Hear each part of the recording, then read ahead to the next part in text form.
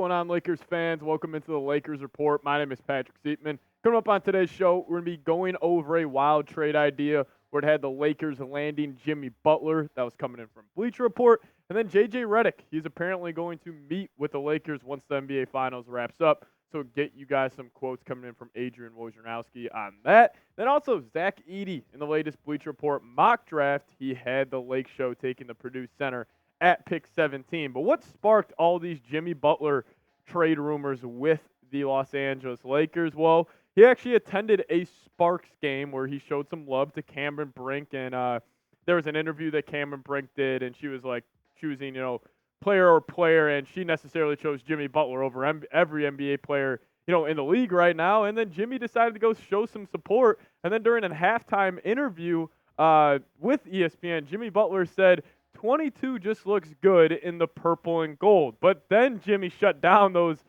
comments when he said this. He said, first and foremost, y'all see this shirt/jersey I'm wearing right now?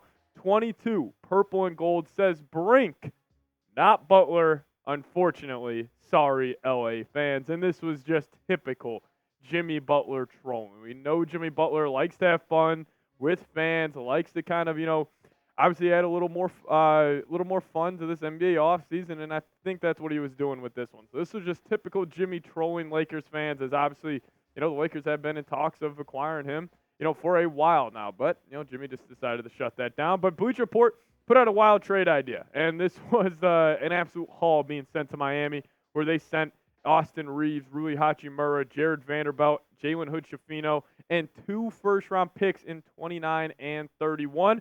Then the Lake Show would be getting Jimmy Butler and Thomas Bryant. So let's dive into Jimmy Butler here. Talk about his fit with the Los Angeles Lakers, as he's coming off his best three-point shooting season of his career, where he was lighting up from downtown, shot 41.4% from three this past season. Still averaged 20 points a night, 5 boards, 5 assists, and had a very good year. Yes, the scoring was down. Overall production, was down, but the efficiency was up for Jimmy. And his catch-and-shoot three-point percentage this past season was great. 40.7%, which obviously you're going to need that playing around LeBron James.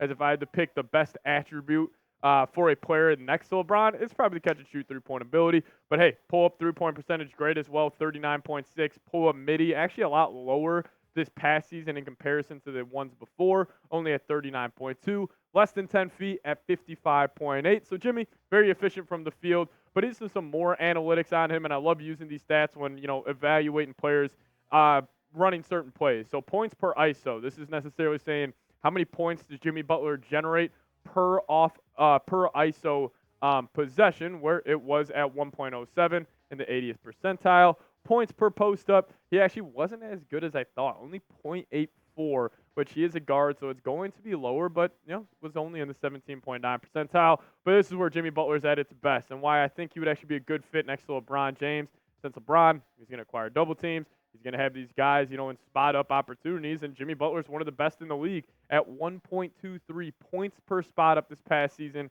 was in the 91st percentile. But kicking it back to this trade, would you guys do it? Would you accept this deal? Give me an A for accept or a D for decline. Or if you're a Heat fan watching today's show, you guys let me know your thoughts as well, if this would be enough for you to send Jimmy Butler to the Los Angeles Lakers.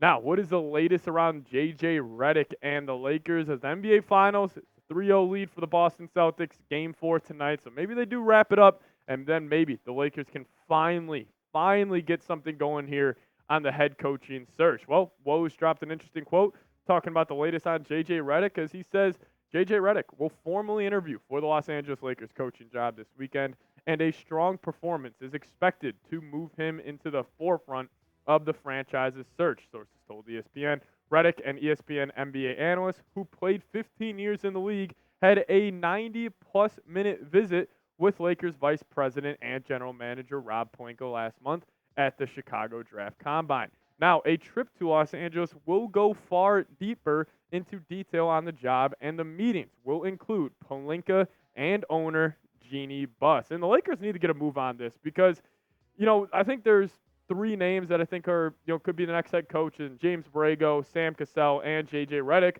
Well, Borrego, he's getting a lot of love from Cleveland. There's a lot of reports suggesting that he might be the next head coach. And then if the Lakers, if they strike out on him, strike out on Sam Cassell, like, you're necessarily just going to be stuck with JJ Redick. So I think they need to get a move on this, start interviewing more candidates, because the Lakers are looking at themselves in the mirror, possibly saying, hey, we don't know who our head coach is going to be a week before the NBA draft, and the Lakers have a top 17 pick there. But Woj, more on the JJ Redick front, saying, as Pelinka did with Hurley, he still wants a teaching coach and staff who will prioritize the development of young players such as Max Christie, Austin Reaves, and Rui Hachimura, and can design a creative approach to featuring Anthony Davis on both ends of the floor. Redick has a strong relationship with Lakers star LeBron James, with whom he co-hosts a basketball podcast. And whether it's JJ Redick, James Borrego, Sam Cassell, whoever it may be, the Lakers need a culture setter. They don't need a guy who's going to go be buddy-buddies with LeBron or be buddy-buddies with Anthony Davis. As, you know, it's funny, like, you got James Borrego, he's Anthony Davis' choice at head coach, and you got LeBron, who obviously, you know, JJ Redick would be his choice. I don't care who it is. The Lakers just need a head coach who is going to instill a culture. It can't just be a, you know, putting a Band-Aid on, you know, an open wound on your arm, which the Lakers necessarily are right now. They need somebody who's going to look at the, you know, the future for the Lake Show in the next 5 years, instead of being so narrow-minded and looking at the next year, which, you know, the Lakers have done for the past couple of seasons. You guys let me know who will be the next Lakers head coach. If I had to predict it, I think I'm going JJ Redick. It just, you know, there have just been too many reports indicating that that will be the case. So you guys let me know down below who will be the next Lakers head coach.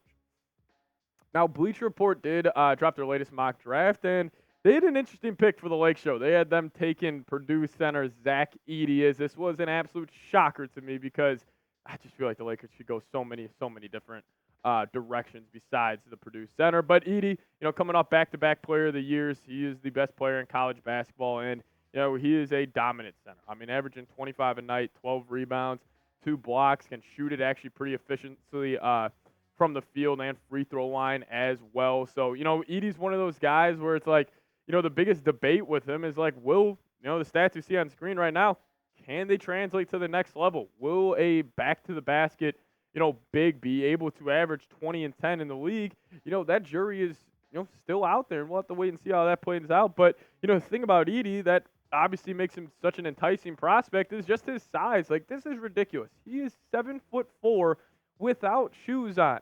He has a wingspan of almost 7'11". Standing reach is almost at the height of the basketball hoop at 9'7". He also has a big body, weighing 300 pounds. The biggest thing about Edey that I like is, you know, if you're looking at the Western Conference, where it's kind of shaping up right now, Victor Wembanyama, he's coming in the San Antonio Spurs. So if you wanted a Wemby stopper, like, Edey is honestly on a short list of guys who I think you could just, you know, match up with the overall physical presence of Wemby. But, you know, in terms of his fit with the Lakers, I'm not really the biggest fan of it. You know, I like Edey as a prospect in comparison to some other people. I actually do think he has a chance to work out in the NBA, but, you know, I think with whatever team he goes to, they're going to need to build an offense around him, and I just don't think the Lakers are in a position to do so. And you're telling me you're going to run out Zach Edey and Anthony Davis and LeBron James all at the floor at once? I just don't really think that is too likely, or it's going to lead to too much success. But maybe you guys disagree with me. You make the pick. Would you draft Zach Edey? Give me a Y for yes or an N for no down in the comment section. Curious to see what you guys have to say about the Purdue Center. And as always, guys, make sure you are subscribed to the channel right there, youtube.com/LakersTV. Hit that sub button, and thank you guys so much for watching today's show. See you guys next time. Go Lakers.